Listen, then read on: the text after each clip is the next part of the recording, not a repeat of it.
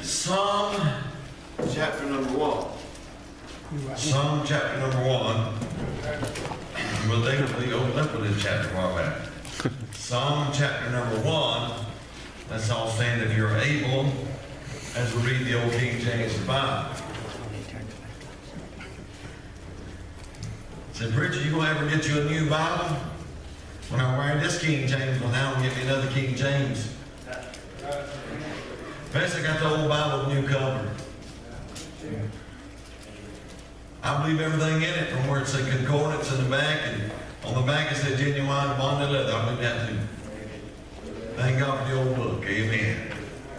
When you're with the new Bible, well, I ain't with the page on this yet, but when I do, I'll get a King James. The old King James, not the new. Just let you know what we believe. I thought you knew that, though.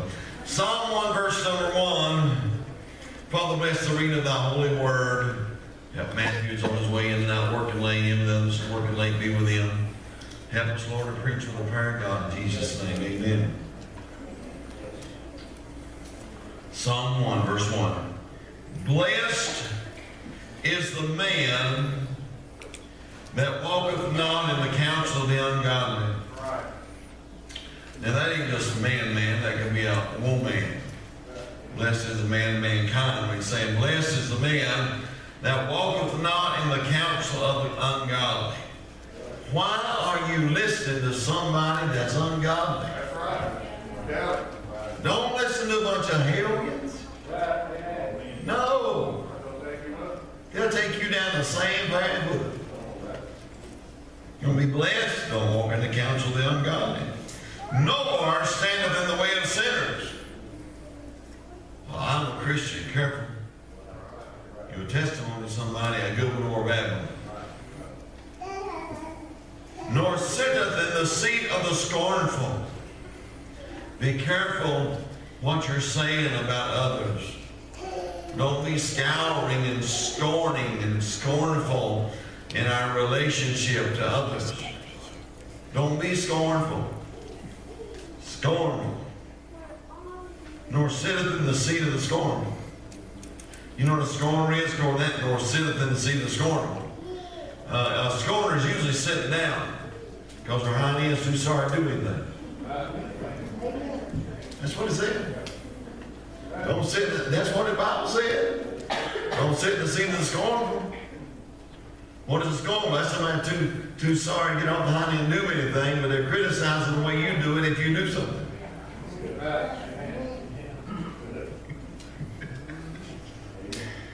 It's amazing that this word's rough, ain't it? Verse 2. But his delight, whose delight to bless him? But his delight is in the law of the Lord, and in his law doth he meditate day and night.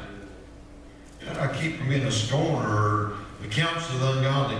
Delight in the law of the Lord, and in his law doth he meditate day and night. And if you'll do that, verse 3, our text verse, and he shall be like a tree planted by the rivers of water, that bringeth forth his fruit in his season.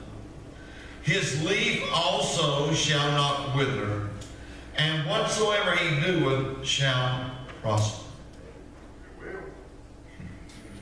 The ungodly are not sown, but are like the chaff which the wind driveth away. Therefore the ungodly shall not stand in the judgment, nor sinners at the congregation of the righteous. For the Lord knoweth the way of the righteous, but the way of the ungodly shall perish. Correct the read verse 1 through 6. Psalm 1. Verse 3, and he shall be like a tree that's planted by the rivers of water, that bringeth forth his fruit in his season. His leaf also shall not wither, and whatsoever he doeth shall prosper. The Lord sparked interest in my heart. I was looking right down the road, and I said, I've never in my life seen so many of them bagworms on them trees as I've seen this year. Have y'all seen, have you noticed that? Have you made that assumption to your spouse in the car? Why is that? Them webs of worms all over those trees. Everywhere. They say that's usually because the winter last winter did not freeze hard enough to kill them because they burrow deep in the ground. these worms here, how many call them bagworms? Don't you call them bagworm, sackworm, caterpillar worm, whatever y'all tell me about them? But notice that I studied these worms, I found out what they were. And these caterpillars in these wormy trees, they will convert into a moth. They're not butterflies. And I say this, what kind of life you living? Are you a butterfly or a moth? Are you a butterfly or a moth? Think about it. But with that in mind, I'm preaching tonight on this thought. It's just a worm right now. It's just a worm right now. As I see these leaves here, they're withered. They're encased in a webbing of something that you didn't notice last year because it increased. They laid more eggs. When the moth, understand the moth would come out of her cocoon just like a butterfly in the spring. And then she would go lay, each moth would lay 400 to 600 eggs on tree leaves. 400 to 600. My God, ladies, ain't you glad you don't have any kids at one time? 400 to 600 eggs on the leaf. And those eggs go through a state which they go into the larva in the pupa state, and then they go into the caterpillar state, and then there's a lot of little black specks in there. You know what you call that? Pupa. They go from a pupa to a caterpillar, and then they're a pupa. Sake of alliteration. Took me a long time to go with that. And with that said, tonight, the Bible said, and is in Matthew, also in Luke, the Bible said in moth, one place where moth and rust doth not corrupt. These now in the caterpillar stage will encase leaves in the webbing. They'll eat those leaves and then they'll encase more leaves. I saw my neighbor's tree and one on 801. They ain't nothing left but webs in a tree. Mm-hmm. Now, I want to share something, what this really is. They go as far as Yugoslavia. Yugoslavia, somehow or another, they got introduced from us in Yugoslavia in 1940. So they go across the water.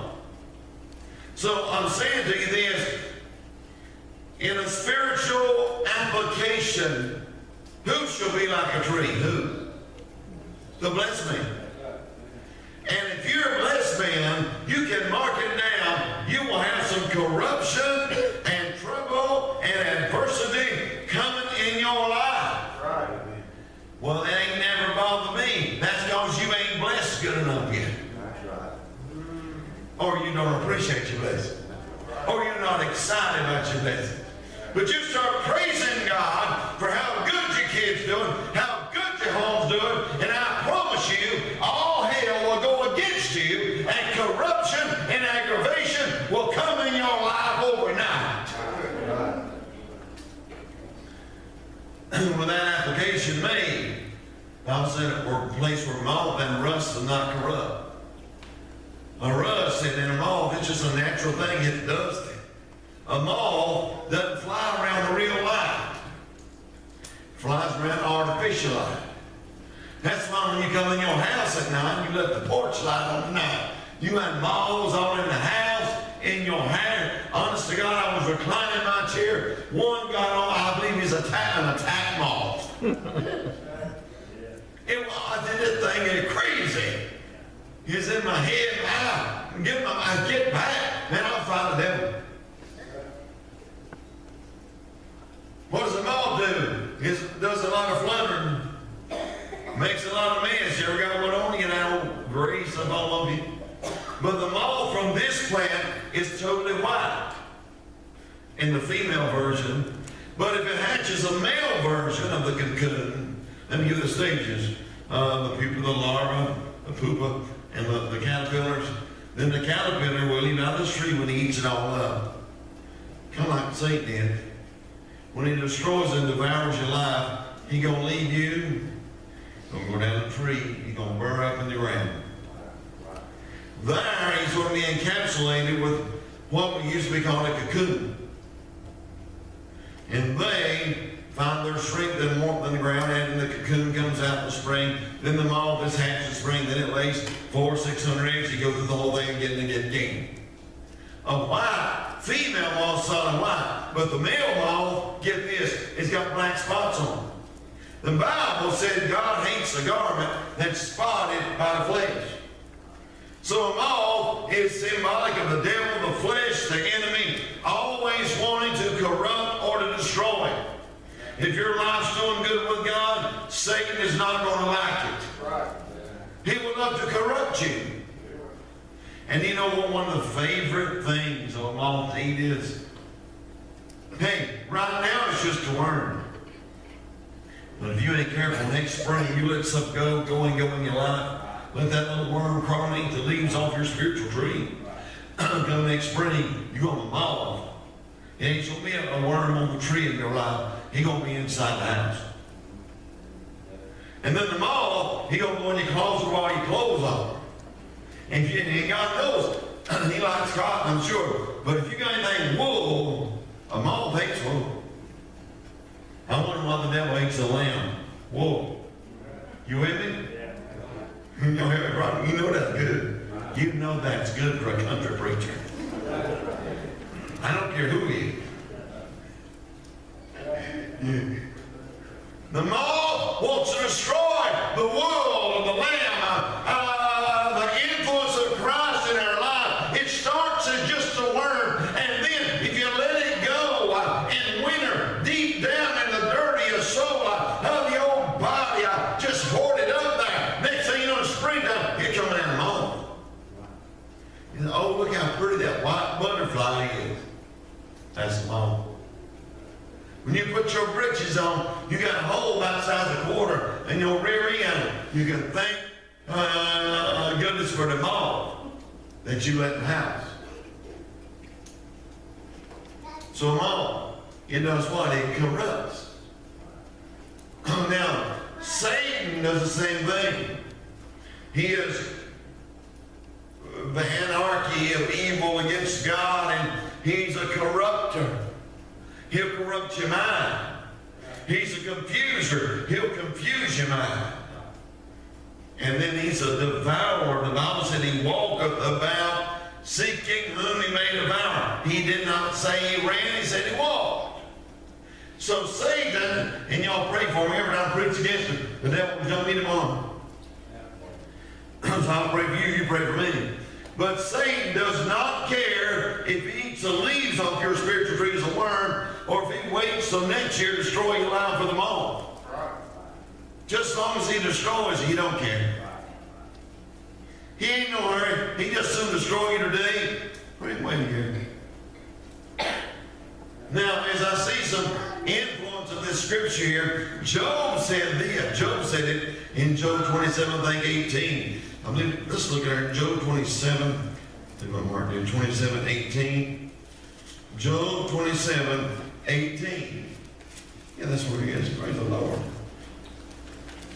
Job 27 in your Bible, verse 18. I've been looking up whales and moths and worms and all them things in the Bible. And God alerted our attention to Job 27, 18.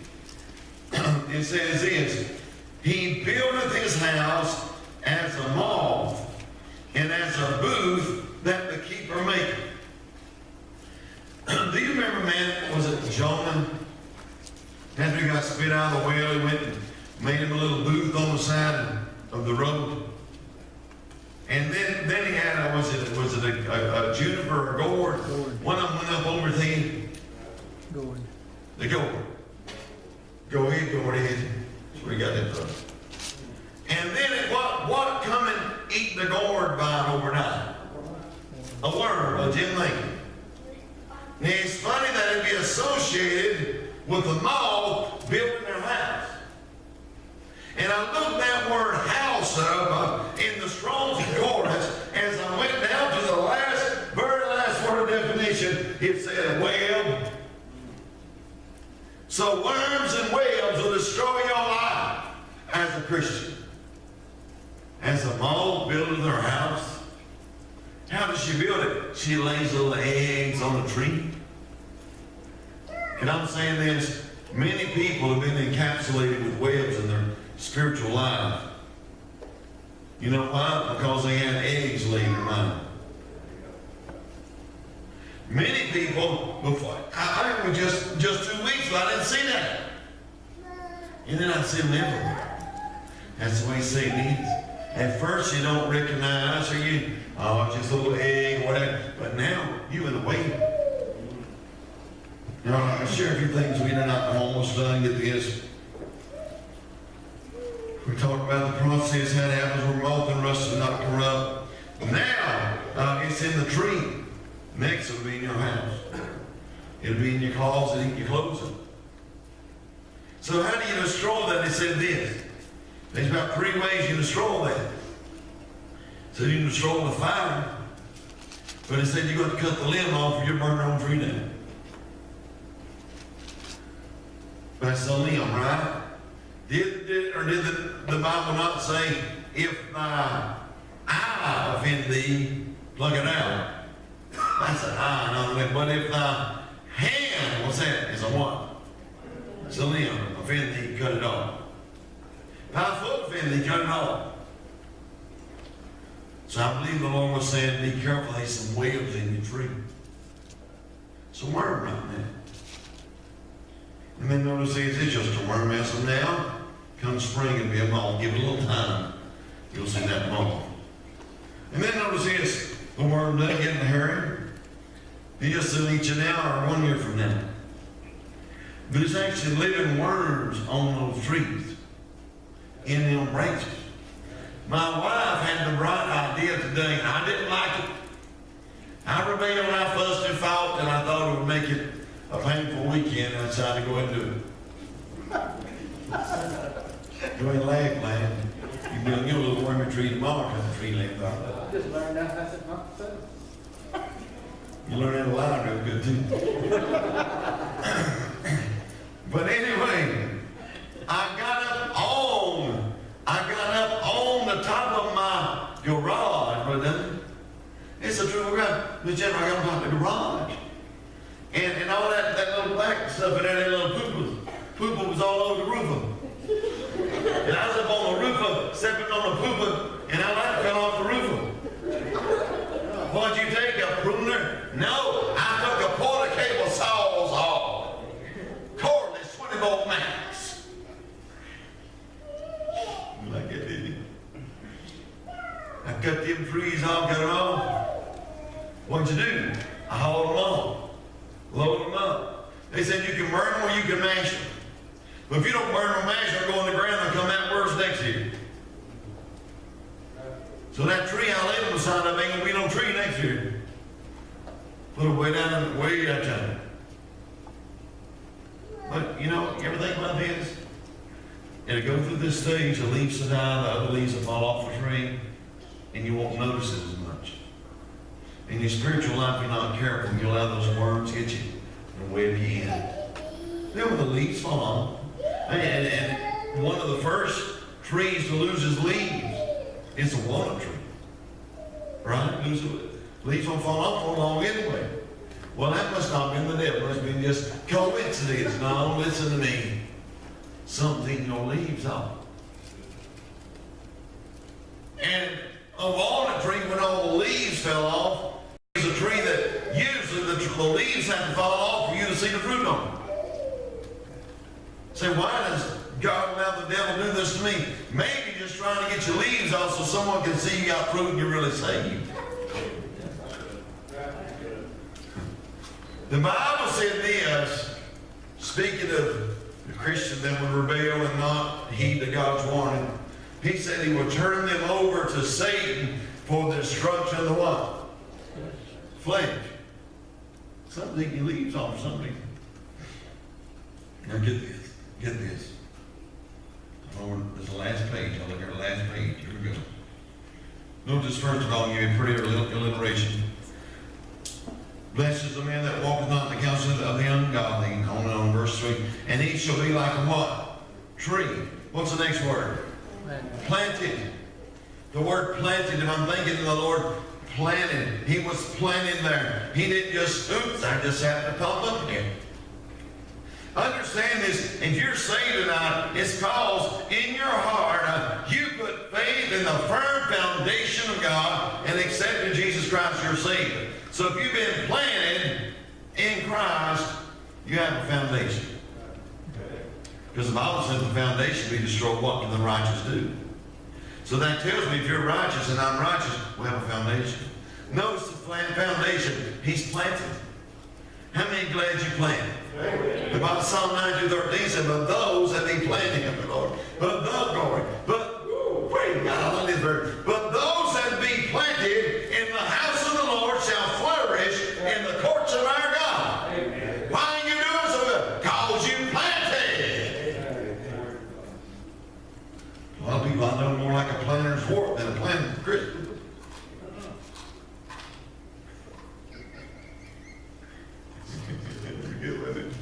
Good, everyone. Yeah, it was. Planted. So you see the foundation, number two. Where are they planted? By what? So that's planted by the what? Rivers of water. Rivers means overflowing rivers. Rivers means at the intersection of the head of maybe two or three coming together. He's planted right there at the crossroad where anywhere he goes, he's going to get some water. So you see the foundation, number two, you see he's fresh. He's by the fresh brooks or rivers of water. His life is fresh. Can I say the way to survive these caterpillars, these worms, these moths, is you better stay with some fresh water. Number three, quickly. Should be like a tree planted. Let's see, Matthew. Glad you quit smoking and come on in.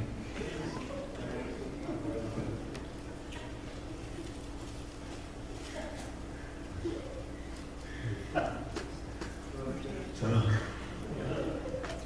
really? Some of y'all just now woke up. First of all, it's going to be planted. What do we see? Number one is what? That'll be good.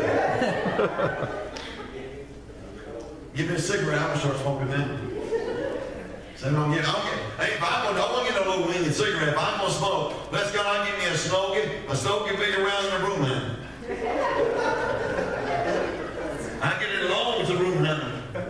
I don't need no little dollar store room. I'll give me one like the Lions Club. See what I'm saying? Drop her.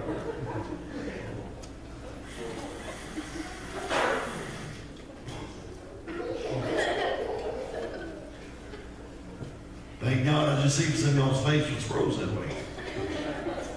So number one, we're talking about the tree that's planted. That in essence is saying he's on what?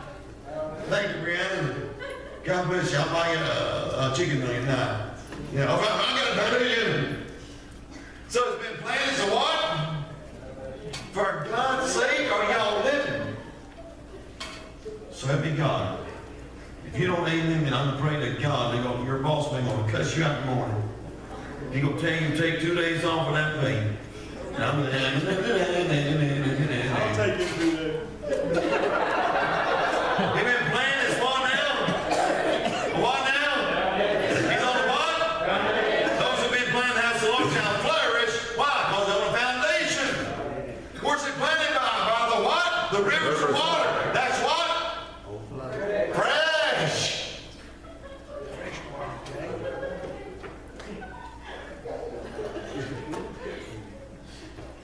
And notice this. Some of y'all still study hard on that California tea with chest. A tea or tea today.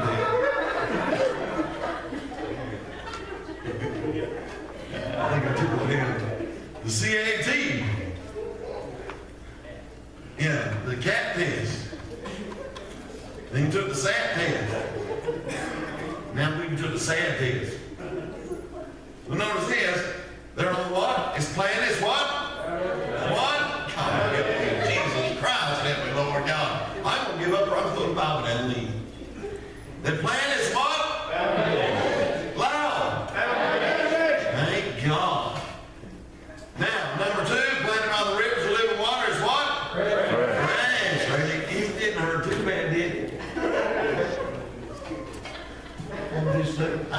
preacher. Because you ain't never said nothing vocal. Then third of all, he said this, and plant the rivers of the water that bringeth forth his fruit. His what? Fruit. So if you want a foundation, you've been planted, you buy fresh water, you're going to have some fruit. And then notice in, he said, on over, he said, bring forth the fruit in his season, and his leaf also shall not wither. And whatsoever he doeth shall prosper. I don't see anything up there. What's a leaf? His foliage. You like that? And his foliage shall not wither. So first of all, the blessed man is what? He's a tree. He's planted on what? Foundation. He's down by the river, living water is what? Fresh. That's what. Bring out. And when you get by the river, living water, get the word in your life, you start serving God, you have some fruit. And he said, if you do that, your leaves won't wither. So that means your foliage ain't going to fall off. It means you do that, he's going to keep the worms off your tree. If you're in the Word of God, in the foundation, in the living Word of God, you're serving God, you have some fruit in your life, all hell's going to fight you, but by the grace of God, you keep the worms out your life. And last of all, you see the fold. So I never had that problem with worms. Said this, those worms only affect two kind of trees. Hardwoods and fruit producing trees. What's a hardwood? It's strong tree.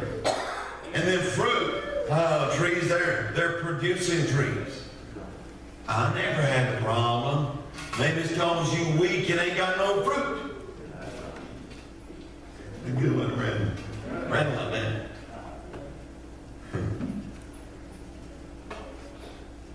I said Brandon. What did I say? I said Brandon. What's the first point? You just shut up, man. So you were making my mistake, you worm picker. His name is Brandon. If I buy him ice cream, he don't care if I call him the Lee Roll. That right, Brandon. Say amen. That's what I'm doing. But understand these worms, they only attract trees that are hardwoods, symbolic of strength, and wood and furniture production, hardwoods and fruit trees. So if you are a hardwood or you're a strong Christian, he's going to attack you.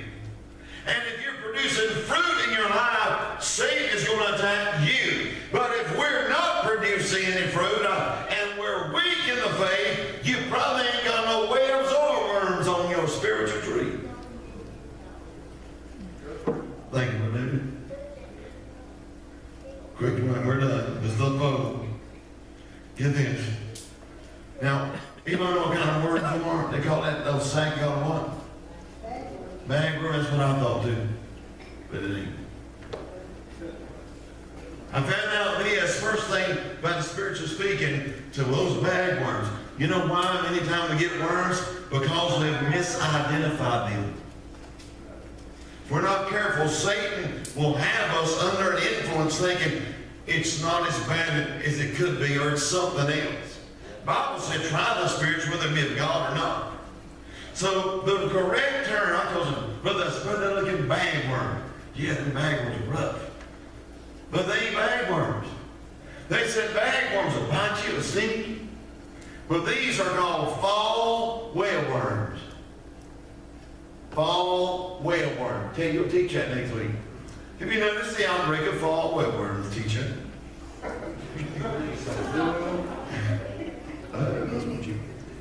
There's an epidemic of fall whalworms. It's spreading ecologically.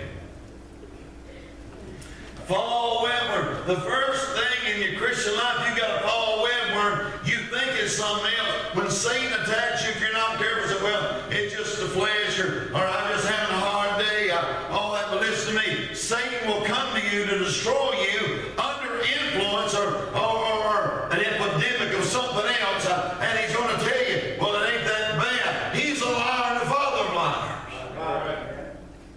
Fall whalworm. We must identify what's going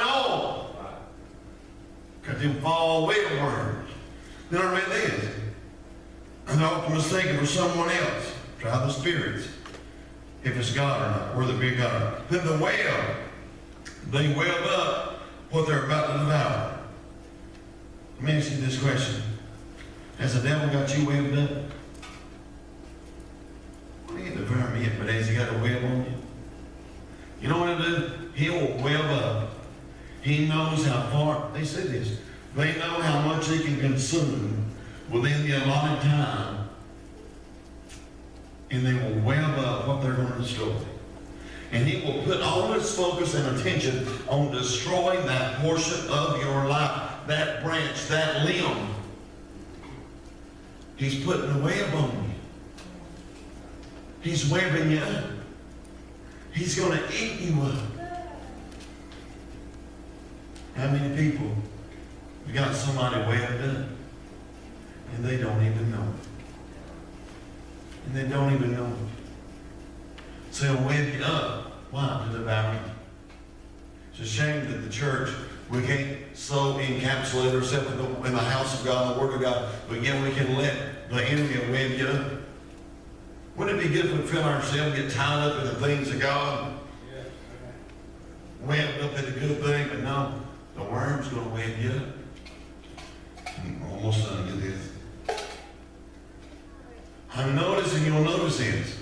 The worms or the fall webworms never attack the internal trunk of the tree because they really have not got enough power to destroy the trunk.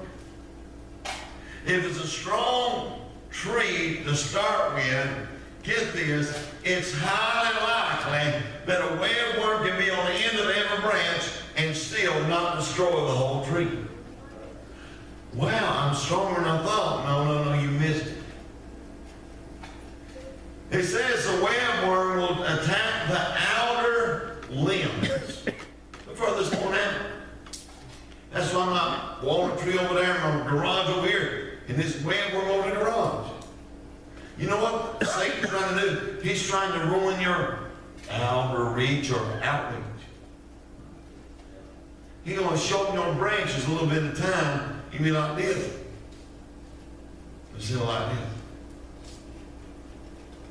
But you said it wouldn't destroy the tree. No. I tell you what's worse than a webworm destroying the whole tree.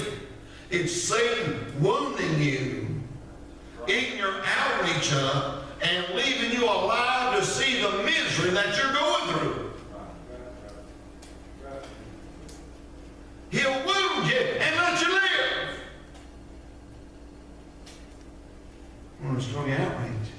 Can you see areas in your life and my life where Satan trying to get on the end of the limb of you and destroy my outreach? I can't never make me mad. I can't cut that limb off. Destroy my outreach.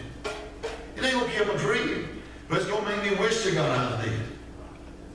He's going to wound you and leave you alive to wallow in the pain, the misery of life that's treated us. Oh my God, that's worse than killing the tree. So the worm wants to leave you alive so you can wallow in pain. God bless them, David. I hope so. They said this. You can put a webworm, fall webworm on a pretty tree. You know what to do?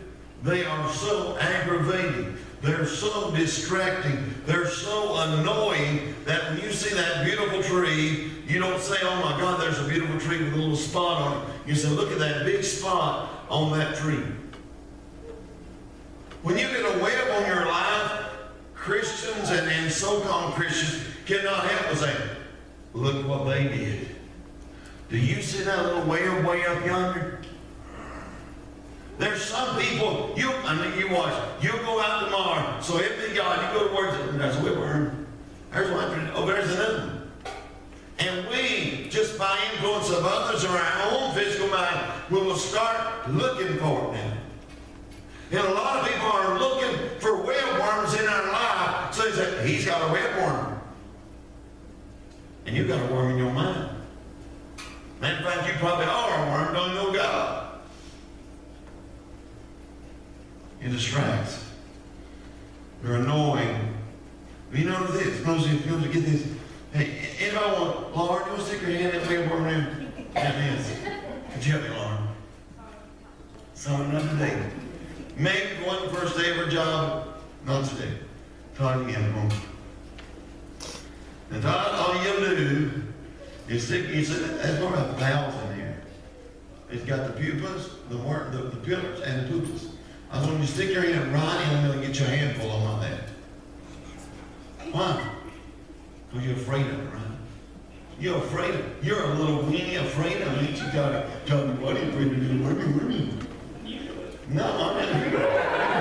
Hey, crazy. You think I'm crazy? No. No. Anybody want to volunteer? You're crazy too, boy. But you know this. Get this.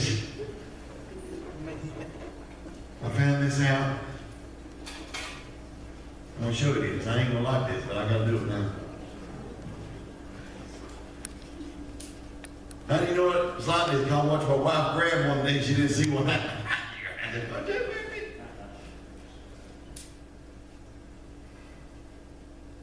Where'd you gonna stick your hand in the middle of the wheelworms?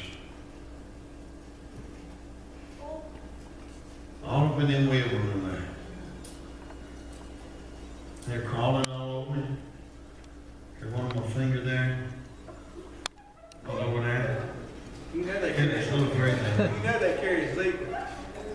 Zeke, they got Zika, but we all gonna get you. No, they really do. You crazy boy.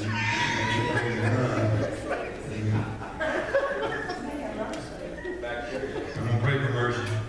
But you know what? You know why I do that? You think why I do that, my friend? Because I study about the enemy. And I study about weapons. You know what? Satan, when he's trying to send you to hell or kill you, the Bible said, "Oh grave, where's thy victory? Oh death, where's thy sting?" Singing deadly sin. Get this. You know what? I did read this. They said, it's proven they will not bite or sting you. You know how I got that? I read about it.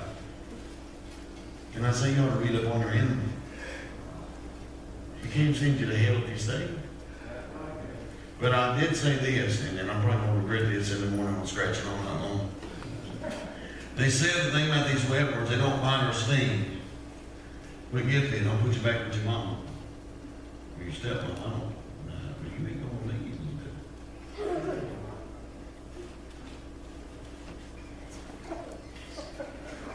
Little poop on that hand. Little round spots of pupa and poopa too. Poop poopa do. But them webworms are not going to bite you sting. But they say, but however, they will highly irritate the flesh. Anybody got webworms in your mind, in your heart, on your body? Satan has destroyed you, made you doubt, got you down and out. All this week, he's irritated the flesh. You've been short with your wife? Bob was trying to tell his wife how to drive in traffic the other day. Son, you got to speed up. You got to get around the traffic. So you want me to drive? That's the worst thing you say. Don't ask you where to drive. You mean to drive? My wife said, get out, I'll show you. You'll leave my butt stand on the side of the road. Mention that. Praise God. Had a little irritation of the flesh. Satan will irritate your mind. The flesh, get this. Quickly. Attack hardwoods is strong. Fruit trees productive. Usually doesn't kill the tree, but it wounds it, leaves it alive. And then you know if nothing else, these fall the webworms do. When I look at that tree, I said, man, this beautiful tree will brought in webworms. It will destroy our testimony. If nothing else, it makes our Christian life ugly to those who are looking at it. I don't need that. I'm better than he is. He's so called a Christian living like that. Got them webs in his life. Web. Just a fall webworm. That's how it starts when Satan attacks our life. He will web you up. And if he's got you webbed up in the head, he's going to attack your mind. Got your feet webbed up, he's going to attack your feet and you walk for God. He's going to attack your outer outreach. So we stand together. Oh, God says, God bless you. Most of the time, it's just a worm right now. It's just a web, it's a worm. They said this. There's really two ways to destroy or not spray. The spray will probably kill the whole tree. They said you cut the branch off and burn it. And that's where Satan will end up one day in hell, lake of fire and glory. And then the Bible said that Satan is under his feet. Satan's actually bruised. His head's been bruised like Christ. They said another formal way to smash the devil out of him. God help us if you need to come tonight. Just a worm right now, preacher. See, destroying the outreach. See, you got a web on you. There's nothing wrong. Quit acting like there's something wrong with me. Well, I have everything come up. I can't go to church. I can't be faithful. I can't listen to me. Listen to me. You're getting a web on your head. Well, I bet I can do better. You got a web. He's not talking to me. You done got a web and a worm. Tonight, with heads bowed, eyes are closed. Should you need to come and pray and ask God to help you, God's helped me.